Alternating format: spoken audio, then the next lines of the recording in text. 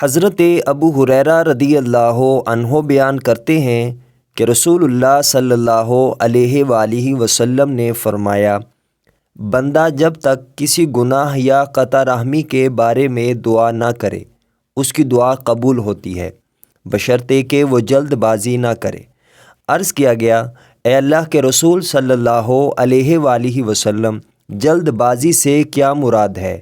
آپ صلی اللہ علیہ وآلہ وسلم نے فرمایا، وہ کہتا ہے میں تو بہت دعائیں کر چکا لیکن میری دعا قبول ہی نہیں ہوتی۔ اس صورتحال میں وہ مایوس ہو جاتا ہے اور دعا کرنا چھوڑ دیتا ہے۔ مشکوٰۃ المصابیح حدیث نمبر 2227۔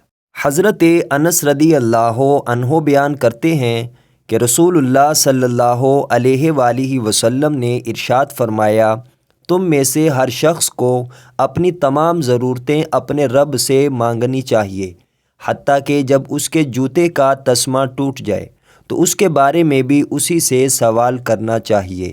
مشکوٰۃ المصابیح حدیث نمبر 2251۔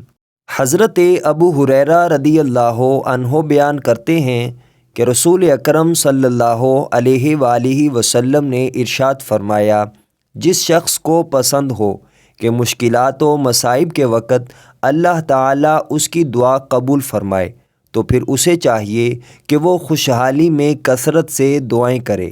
مشکوٰۃ المصابیح حدیث نمبر 2240۔